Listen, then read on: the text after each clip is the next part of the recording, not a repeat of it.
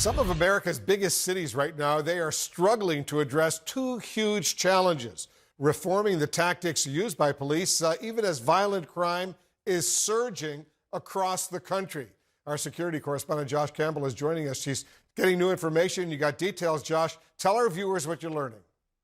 Yeah, Wolf, policing reform has obviously been a major topic of discussion across the country, but a surge in violent crime in parts of the country is raising serious questions about how impacting what officers can do and where they can go could impact public safety. After a year of scrutiny over controversial police use of force incidents, some cities are starting to limit what officers can do. This as several major American cities are starting to see a surge in violent crime. In Chicago, following the police pursuit and shooting of 13-year-old Adam Toledo, the city's new foot pursuit policy means officers can only pursue a suspect who committed, is committing, or is about to commit a crime, not based solely on a person's response to police presence. In parts of Philadelphia, as part of a 3-month pilot program, police have new rules for quality-of-life violations, things like urinating in public, panhandling, or smoking marijuana. The rules? Police should ask them to stop or move on before detaining or questioning them. All this comes on the heels of deaths like Dante Wright, Mario Gonzalez Arenelas, and George Floyd. Advocates say they never would have happened had the officers not been on the scene in the first place. If we talk about police as violence workers, right, to a hammer, everything is a nail. We don't always need a hammer. But law enforcement advocates see it differently. When there's no consequences for breaking a law, then more people are going to break the law. And that's the reality of it. They warn violent crime could continue to surge if cops are hamstrung by new policies or choose to be less proactive out of fear of punishment.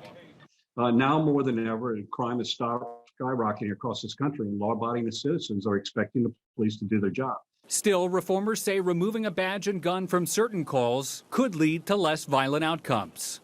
Communities that need more mental health professionals, we have those individuals on standby, and law enforcement officers are not called to handle scenarios where they have not been trained. But some policing experts warn that could backfire if not handled thoughtfully. How much confidence do you have, for instance, in the Department of Child and Family Services in any given city, that they're often train wrecks as well in all kinds of ways? Until cities find solutions and fund them, police leaders say they'll have to continue to fill the gap. Much as an emergency room doctor is called upon for all types of medical emergencies because of the absence of the specialist not being there. You may not get the best emergency room doctor for that special need, but you'll get somebody who can basically do the best that they can.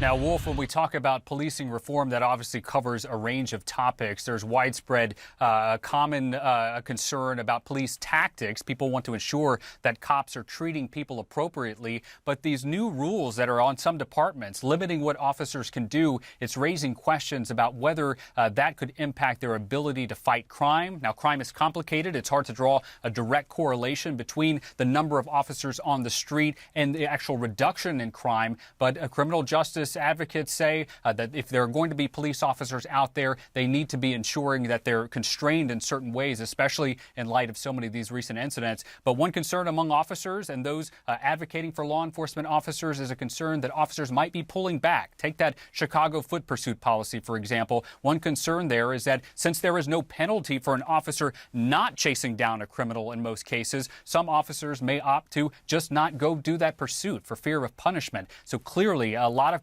controversy here surrounding this, a lot of issues that need to be nailed down. We all want good policing and policing reform, but as you can see, so many nuances there.